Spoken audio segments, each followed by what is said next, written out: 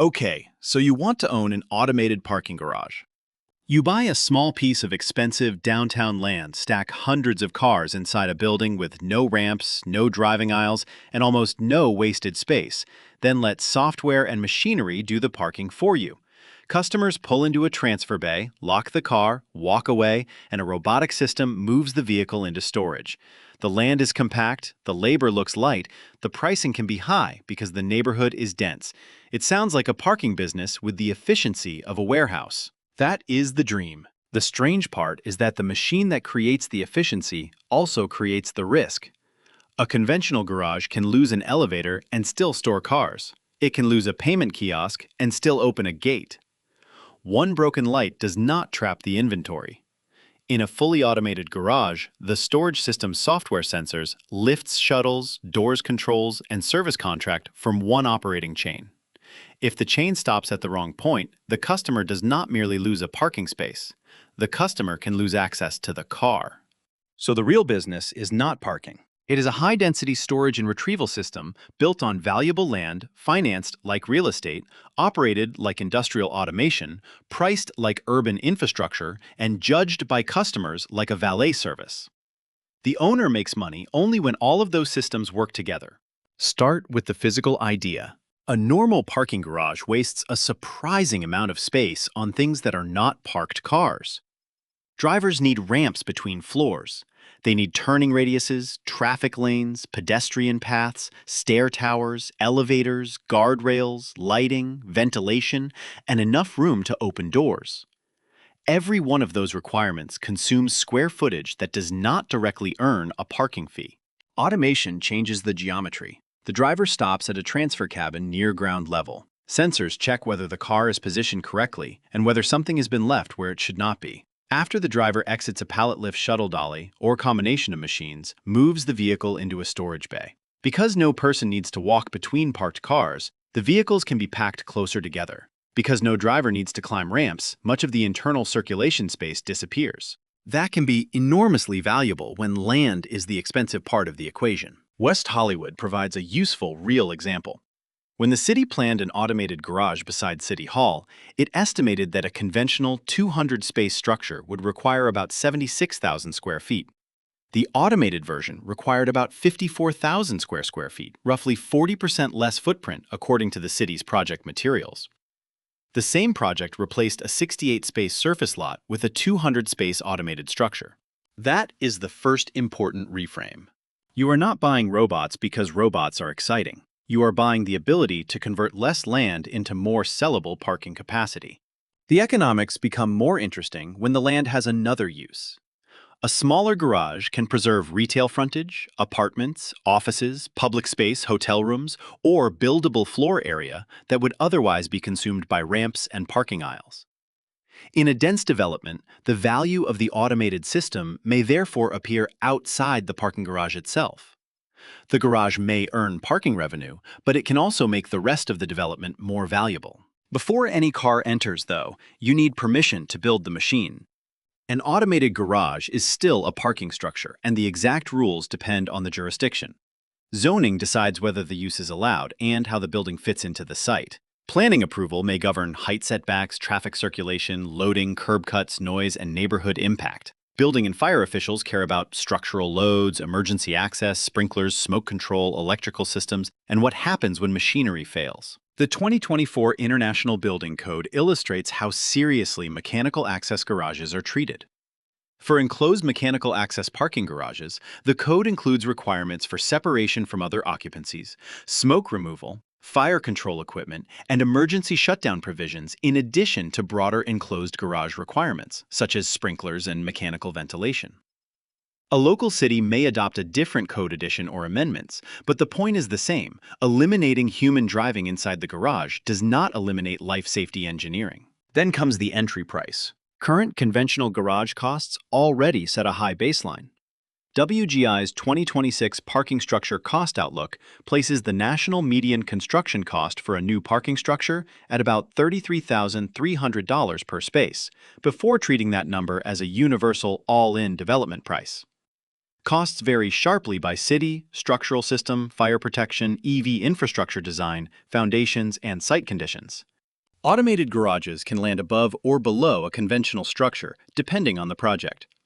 They may save concrete ramps, excavation, building volume, and land, but they add lifts, shuttles, controls, sensors, transfer cabins, software, electrical infrastructure, commissioning, redundancy, and specialized engineering.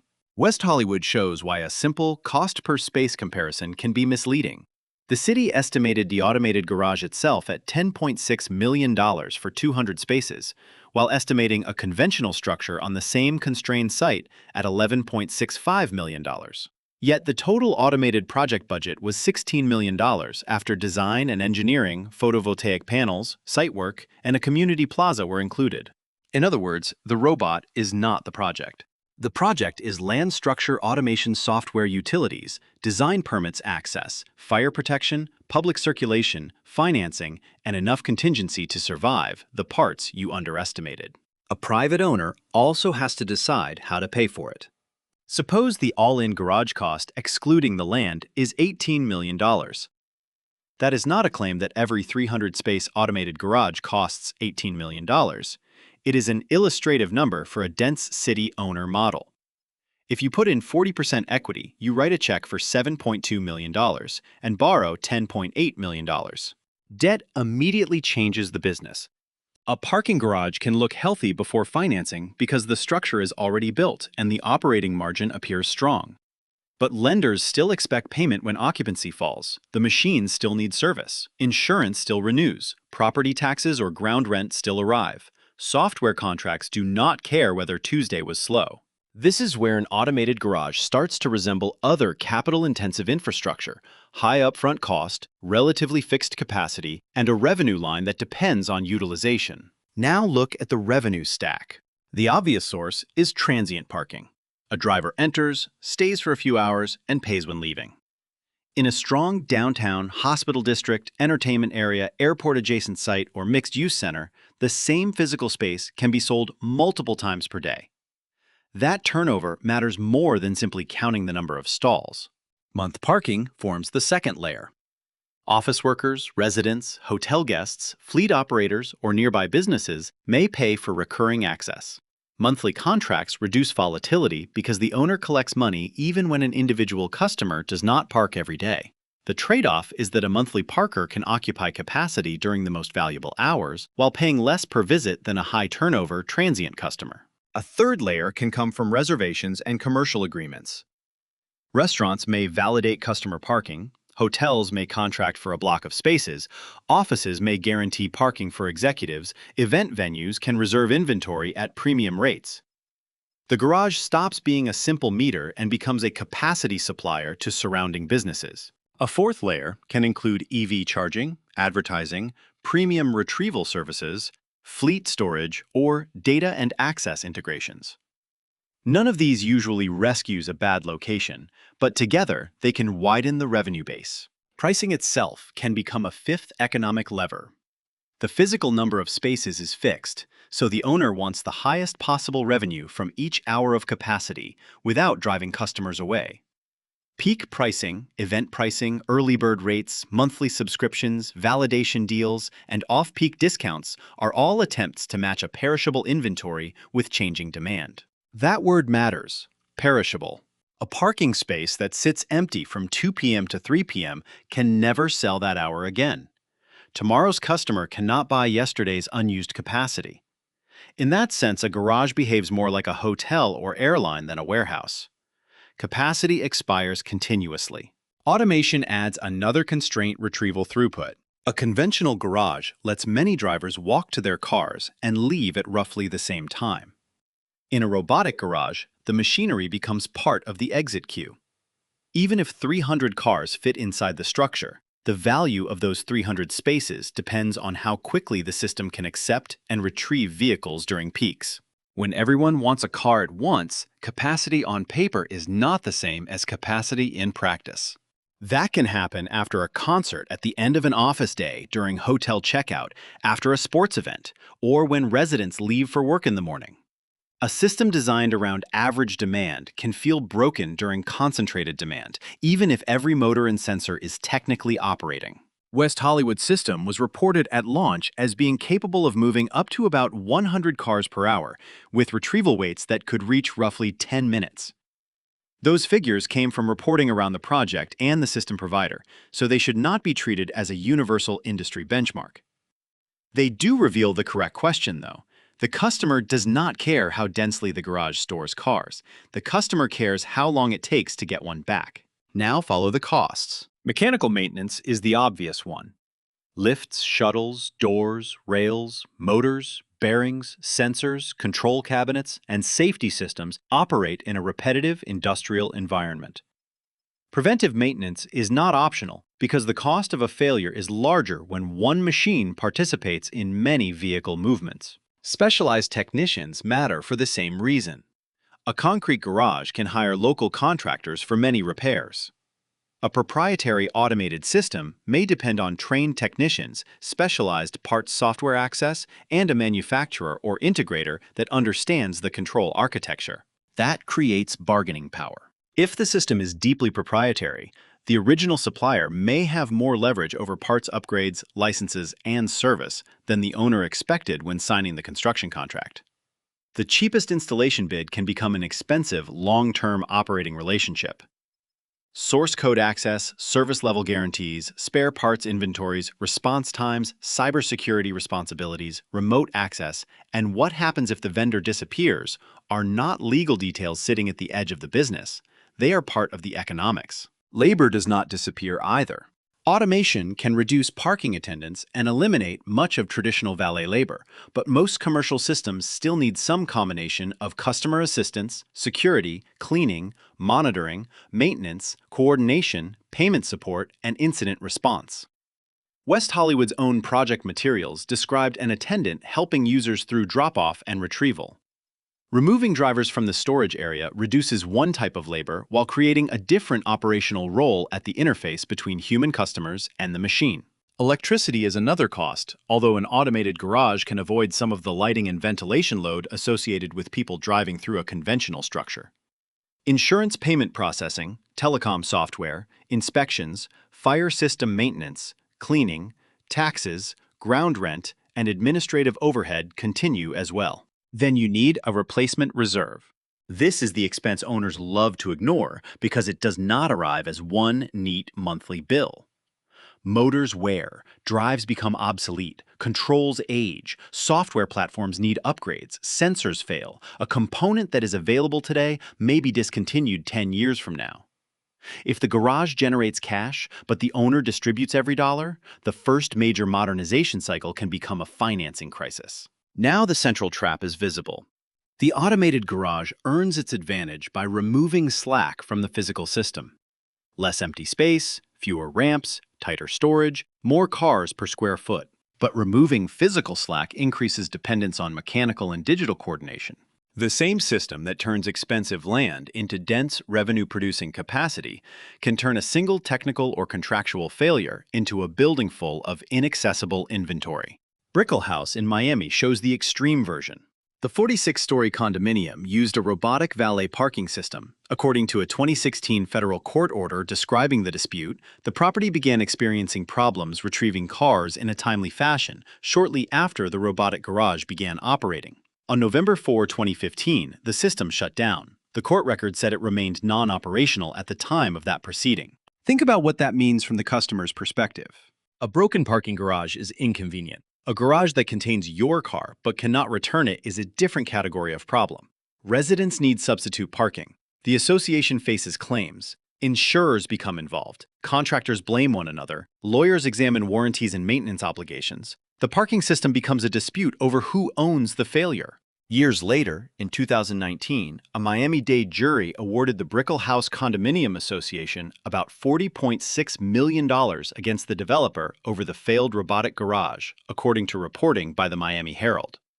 The developer said it would appeal, but the scale of the verdict makes the structural lesson clear, even without treating one lawsuit as representative of every automated system. Reliability risk does not stay inside the maintenance budget. It can spread into housing value, legal liability, substitute parking costs, customer trust, insurance financing, and the reputation of the entire development. The opposite case is West Hollywood.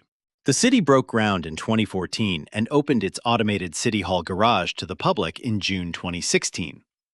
A decade later, in 2026, the city still lists the City Hall garage in its active parking facility directory with operating hours and public rates. The current directory shows pricing of $1 per 20 minutes with an $8 maximum and a $5 maximum after 6 p.m. That does not prove the garage would produce an attractive return as a private standalone investment. West Hollywood built it as public infrastructure serving City Hall and surrounding businesses, and the project also created community space. What it does prove is more useful an automated garage can survive beyond the demonstration stage and remain part of a real municipal parking network for years. Why did the project make sense there? The site constraint mattered. The existing surface lot had only 68 spaces. A conventional structure was too large for the location, according to the city's analysis. Automation increased capacity to 200, while preserving more room around the structure and allowing space for a plaza. That is the success formula in miniature. The strongest automated parking projects are not necessarily the projects with the fanciest robots. They are the projects where the land saved by automation is worth more than the additional complexity created by automation. Now put numbers around a hypothetical private owner. Assume a 300-space automated garage in a dense American urban district costs $18 million to develop, excluding land. You finance 60% with debt and contribute 40% equity. The $10.8 million loan carries a 6.5% interest rate and amortizes over 25 years, producing annual debt service of roughly $875,000. Again, these are illustrative figures, not reported results from a specific garage. Suppose 160 spaces are effectively devoted to transient demand. Across the year, they average 2 paid stays per day at an average ticket of $27. That produces about $3.15 million. Another 110 spaces support monthly customers, paying an average of $375 per month, adding about $495,000 a year. Commercial reservation agreements, validations, and premium contracts contribute another $220,000. EV charging, advertising, and miscellaneous services add $135,000. Total revenue is roughly $4 million. That sounds excellent until the cost machine starts. Mechanical maintenance and the service contract consume $550,000. Customer support, attendance, security, and operations cost $420,000. Electricity and building controls take $140,000, insurance costs $200,000, software, telecom, payment systems, and cybersecurity add $170,000, property taxes or ground rent absorb $550,000, cleaning, administration, marketing, and miscellaneous overhead take another $160,000. Operating costs now total about $2.19 million. The garage produces around $1.81 million before debt service and major replacement reserves. Set aside $350,000 for long-term equipment replacement and modernization, then pay roughly $875,000 to the lender. The owner is left with about $590,000 before income tax. $4 million of revenue has become less than $600,000 of pre-tax cash after operations reserves and financing. That is a respectable result if the assumptions hold. It is also fragile. Now change one variable. Transient parking volume falls 25% because a major office tenant moves out. A competing garage discounts heavily ride-hailing increases, or the local entertainment district has a weak year. Monthly subscriptions fall 10%. Commercial and ancillary income soften as well. Revenue drops to roughly $3.1 million. Some payment fees and minor variable costs fall, but most of the important expenses remain. The automation still needs maintenance, staff still monitor the facility, insurance still renews. The property tax or ground rent still arrives, the replacement reserve cannot safely disappear forever. The bank still wants about $875,000. If operating costs fall only to about $2.05 million, the garage generates roughly $1.05 million before the reserve and financing. Subtract the same $350,000 reserve and debt service, and the owner moves from about $590,000 of pre-tax cash to a loss of roughly $175,000. Nothing catastrophic happened. No robot collapsed, no fire occurred, no lawsuit appeared. Demand simply weakened.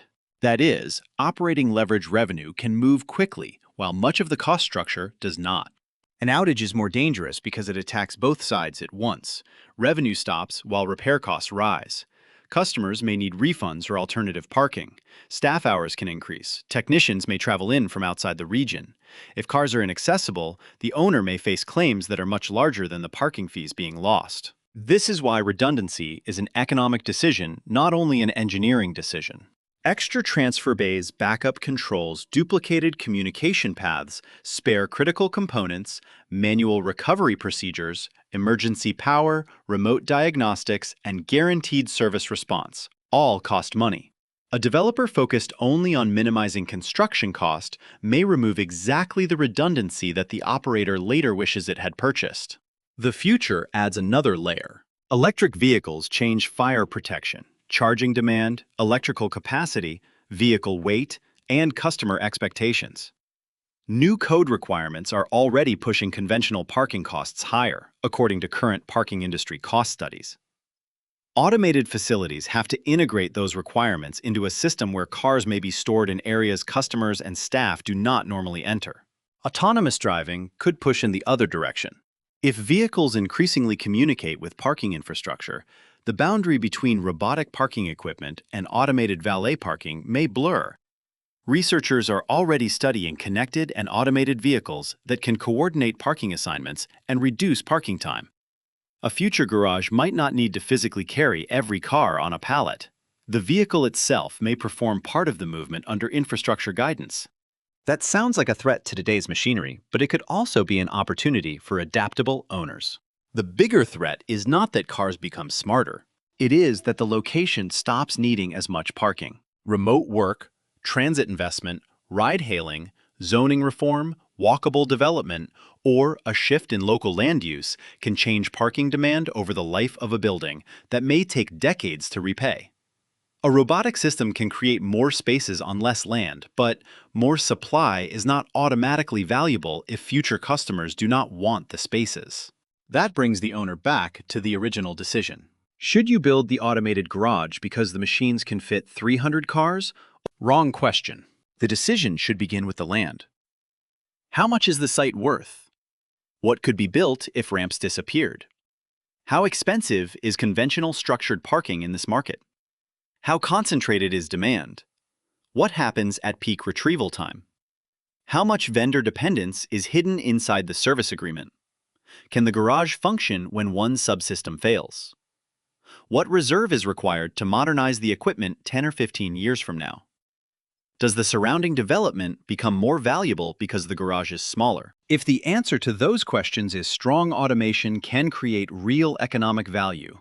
If the answer is weak, the robot simply makes an ordinary parking business more complicated. None of this means an automated parking garage is automatically a good or bad investment.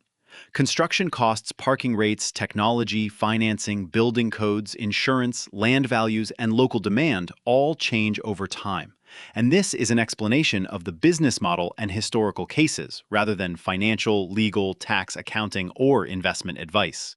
So you wanted to own an automated parking garage. At first, it looked like a simple machine buy land, stack cars, charge for parking, and let robots remove the labor and wasted space. What you were really buying was a piece of urban land whose value depends on density, a perishable inventory business whose revenue depends on utilization, an industrial machine whose economics depend on uptime, and a software and service relationship that has to return every customer's most valuable piece of stored property on demand. You thought you were buying a garage that parks cars by itself. You were buying a high-density retrieval system where the land makes the money the machine creates, the advantage and reliability decides whether the advantage survives.